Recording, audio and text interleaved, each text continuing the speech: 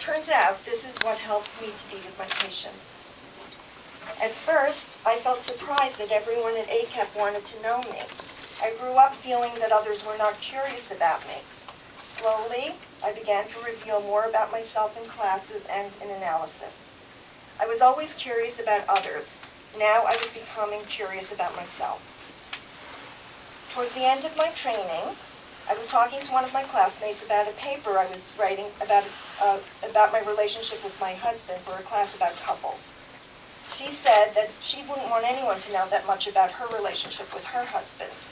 I said, by the time you graduate, everyone will know everything about you. I felt comfortable with this thought and comforted by it. At ACAP, I have found an environment in which I can be myself, be known, and feel accepted and appreciated. When I began this training, I was already a practicing therapist. My work now is very different from what it was then. I listen better and say less. I feel more in tune with my patients and work more as a partner than someone who has all the answers. My patients have been infused with my enthusiasm for psychoanalysis. Some have embraced it themselves and are on their way to becoming analysts. This is my final log, and surprisingly, it was easy to find the words which I wanted to say today. At first, writing logs was difficult. I didn't know what to say and had many inhibitions to saying what I was thinking and feeling. I didn't believe that I had that much to say at all. Over the years, I have noticed that it has become easier to write my logs. My resistances to saying more were being resolved. I realized that I had plenty to say, and I began to want to say more. When I learned that all my feelings were appreciated, I knew I was in the right place. How often are we thanked for expressing our aggression in words? At ACAP, we are.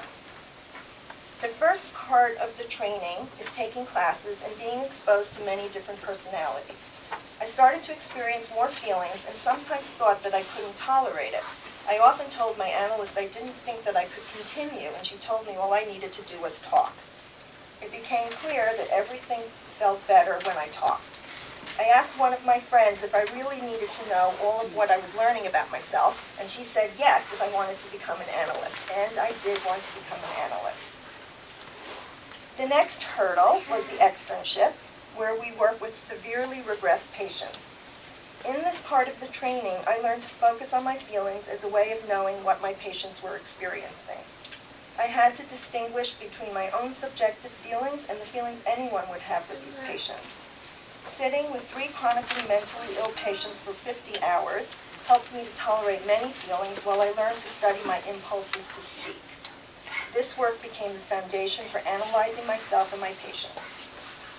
The last phase of the training is in the consultation center, where the requirement is to treat 3 patients for 2 years while they are on the couch. This is not an easy task, and as I moved through the program, I felt anxious about being able to keep my patients. I was especially anxious about keeping my control case, the patient about whom I was writing my final research project. During the paper writing process, I had to learn to confront my feelings about needing someone on whom I could not depend. I discovered resistances in myself which kept me from having certain feelings which I needed to understand my patient's unconscious motivation. This was both a painful and exhilarating process. Aggression was aroused in me when I felt thwarted in moving ahead. I learned to speak up and express my needs to my analyst, chairperson, supervisors, and instructors. The transformation in me is evident. Everyone in my life has benefited. Now the thank yous. I want to thank everyone who has been a part of this life-changing experience. First, I want to thank all my instructors. You have taught me about emotional learning and provided a safe environment in which to grow and thrive. I want to thank my supervisors, Mrs. Pamelia, Dr. Zaretsky, and Dr. Bratt. You have helped me to trust my feelings when working with patients. I want to thank Dr. Dalia, my control supervisor. You helped me to tolerate all my feelings in working with my control case. Your kindness and respect helped me to feel confident in my ability to complete the research project. I'm thankful to Ms. Lemmerman, my fellow. You helped me to navigate my way through the consultation center with patience and humor. Thank you, Mrs. Weintraub, for your diligence in making sure my paper fully expressed the complexities of my case. Despite the difficulties, you showed me that I could express my aggressive feelings and still feel loved. Thank you, Dr. Semmel. You always make me feel understood. You taught me to identify what I want and to go after it. Especially, I want to thank my analyst for providing me with a model for what an analyst can be. I hope to be able to give my patients what you have given me over the years.